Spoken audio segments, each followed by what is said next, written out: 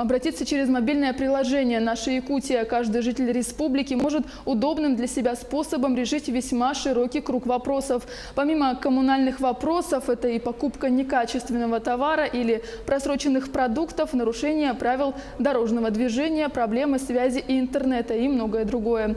На решение поданных через приложение или сайт заявок органам государственной и муниципальной власти дается 10 дней. При подаче заявки нужно указать место и время нарушения. Также нужно прикрепить фото или видео. В данное время еженедельно поступает около 20 обращений разного характера от жителей республики. Скачать бесплатное мобильное приложение «Наша Якутия» можно с Play Market и App Store.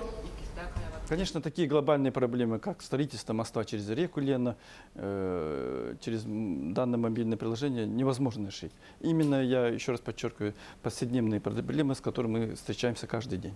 Приложение «Наша Якутия» мы распространяем по всем нашим улусам и районам, но в основном, конечно, где сейчас хороший интернет. Это в первую очередь такие крупные города, как Мирный, Ленск, Алдан и Нерюнгри, где уже давно есть хороший интернет, и граждане свободно могут пользоваться мобильной связью.